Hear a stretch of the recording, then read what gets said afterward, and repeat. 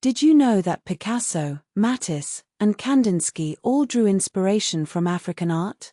For centuries, African artistic traditions have been wrongly labeled as primitive, obscuring their profound influence on global art and their intrinsic value as powerful expressions of culture, resistance, and innovation. This is the story of African art, from its ancient origins to its vibrant contemporary scene.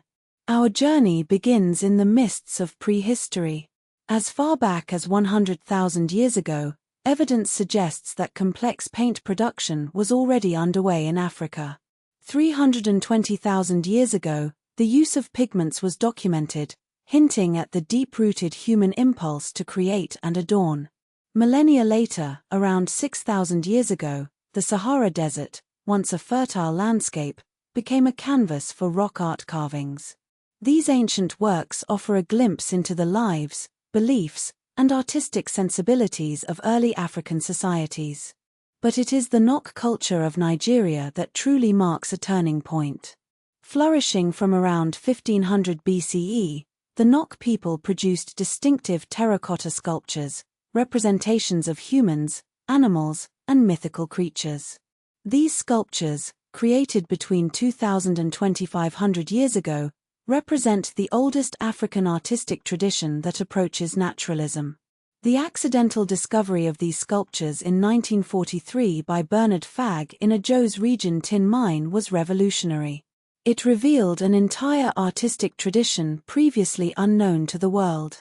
Critically, all subsequent major Nigerian art schools, including Ife, Benin, O, and Igbo, trace their lineage back to Nok as their archetype.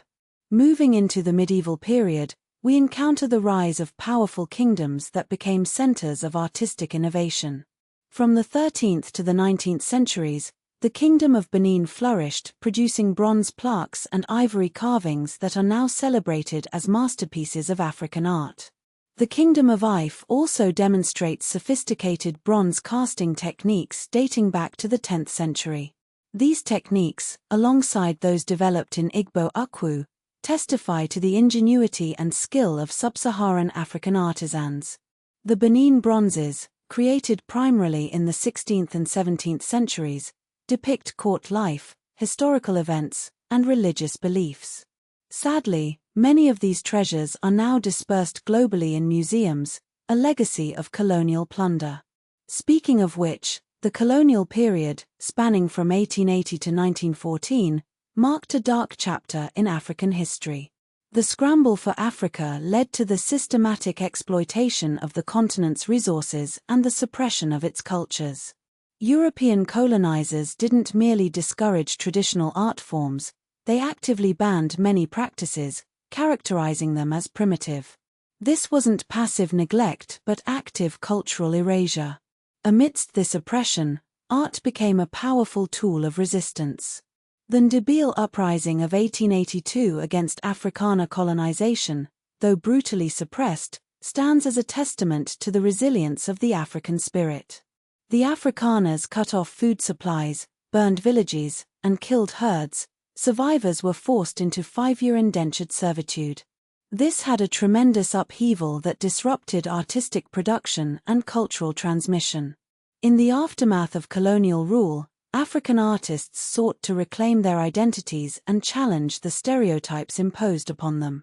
The Negritude movement, founded in Paris in 1937 by African student artists such as Aimé Césaire, Léon Demos, and Léopold Sédar Senghor, played a crucial role in this process.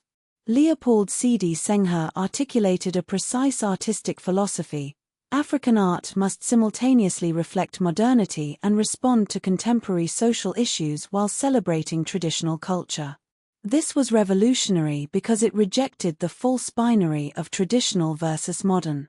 Aubrey Williams, a Guyanese painter associated with the Negritude movement, used abstraction as a defensive mechanism against Western categorization. His painting, Death and the Conquistador, critiqued Spanish colonization of the Americas, showing how African diaspora artists connected their struggle to broader anti-colonial movements. The foundations of contemporary African art were laid in South Africa during the 1950s and 60s. Artists like Irma Stern, Cyril Freyden, and Walter Battis, along with institutions like the Goodman Gallery in Johannesburg, helped to promote African modernism during the apartheid era. But the end of apartheid in 1994 marked a watershed moment for continental artistic freedom. Contemporary African artists now operate in a decolonized institutional landscape, though still contested. The shift from abstraction to conceptual art continues, with contemporary work engaging directly with issues such as identity, migration, technology, and globalization.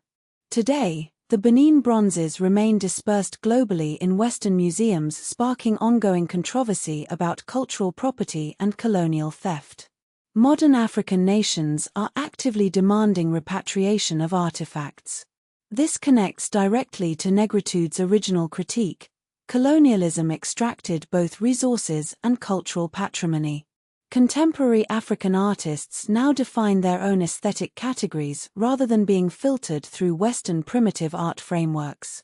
The Negritude principle, modernity plus tradition, remains operative in contemporary practice. Contemporary African art markets are growing, but institutional support remains uneven across the continent. Art schools and galleries in major African cities now train new generations without the colonial suppression framework. Despite the challenges, African art continues to evolve and innovate, reflecting the continent's rich history, diverse cultures, and unwavering spirit. As Robert Ferris Thompson's scholarship reveals, African art wasn't merely decorative. The C.I. Wera antelope mask performance was functionally necessary for farming success. It inspired farmers and reinforced community bonds. Art made things happen ritually and socially. Yoruba twin sculptures, known as Aya Ibeji, communicated specific cultural values through form, emphasis on the head for wisdom, depiction of the prime of life for ideal timing, and commemoration of the deceased. This is visual language encoding social philosophy. After decolonization, there was a documented shift away from abstraction toward conceptual art, with artists moving from formal innovation to ideological expression about nation-building and self-governance. We have only scratched the surface of the vast and complex history of African art. From the ancient Nok terracottas to the groundbreaking works of contemporary artists, African art continues to defy expectations and inspire the world. But the story doesn't end here. It's a story that continues to unfold, with new voices, new perspectives, and new innovations emerging every day. This is why the African artistic landscape is so compelling, because it is always in dialogue with the past and the future. So, what will the next chapter of African art history look like?